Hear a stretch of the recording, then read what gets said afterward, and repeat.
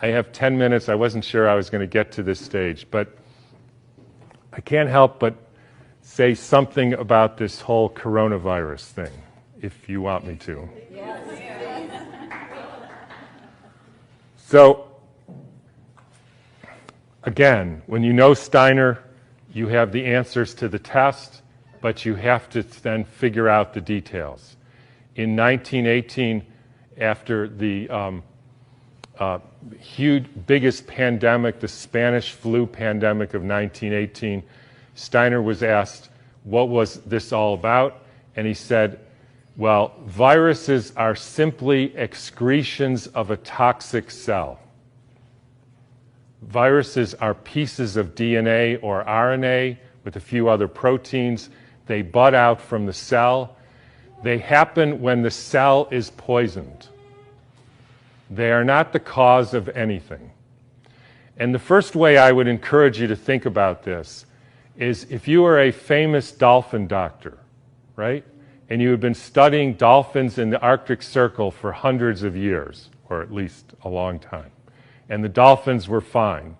And then they call you up, Fred, all the dolphins, or a lot of the dolphins, are dying in the Arctic Circle. Can you come and investigate? Right? And you have one question to ask.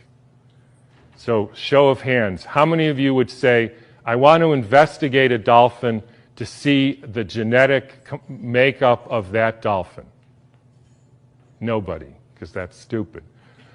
How many of you would say, I want to see if this dolphin and that dolphin has a virus because it might be contagious and that's why all these dolphins are getting sick?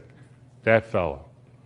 How many of you would say, excuse my French here, somebody put some shit in the water here? Like Exxon Valdez? Anybody? Everybody. Because that's what happened. And the cells get poisoned. They try to purify themselves by excreting debris, which we call viruses. If you go to the current theory of viruses called exosomes, and the latest head of the NIH giving a talk on the complexity of viruses, you will see this is perfectly in line with the current thinking on what a virus really is. I had a dramatic example of this when I was growing up. Right outside our house, there was a wetlands, and it was full of frogs, and the frogs kept me up at night, so I taped the windows, and in the spring they made a big racket. And then over time, the frogs were all gone. How many thinks the frogs had a genetic disease? How many thinks the frogs had a virus? How many think somebody put DDT into the water? That's what happened. Diseases are poisoning. It's one of the reasons why vaccines, so let me skip that for a minute. So what happened in 1918? There was a huge, in every pandemic in the last 150 years, there was a quantum leap in the electrification of the Earth. In 1918, late fall of 1917, there was the introduction of radio waves around the world. Whenever you expose any biological system to a new electromagnetic field, you poison it, you kill some, and the rest go into a kind of suspended animation so that, interestingly, they live a little bit longer and sicker. And then starts in World War II with the next pandemic with the introduction of radar equipment all over the Earth, blanketing the entire Earth in radar fields. First time humans have ever been exposed to that. In 1968, there was the Hong Kong flu, and it was the first time the Earth has a protective layer in the Van Allen belt, which essentially integrates the cosmic fields from the sun and the Earth, from the moon and Jupiter, etc., integrates that and essentially distributes that to the living beings of the Earth. And we put satellites emitting radioactive frequencies in the Van Allen belt. Within 6 months, we had a new viral pandemic.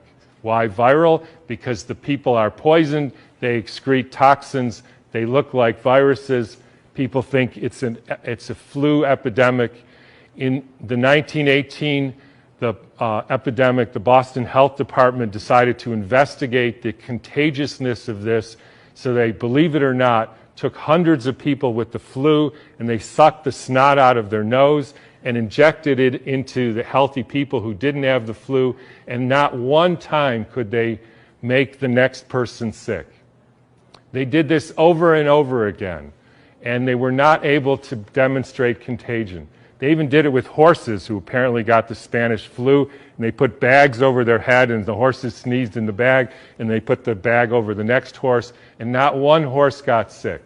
You can read about this in a book called The Invisible Rainbow by Arthur Furstenberg, who chronicles all the steps in the electrification of the earth and how within 6 months there was a new flu pandemic all over the world. And when you hear the normal explanations, how did it go from Kansas to South Africa in 2 weeks? So the entire world got the symptoms at the same time, in spite of the fact that the mode of transportation was horseback and boats, and there's no explanation for it. They just say, we don't know how that happened. But when you think about it, with these radio waves and other frequencies that some of you have in your pocket and on your wrist, you can send a signal to Japan and it arrives instantaneously.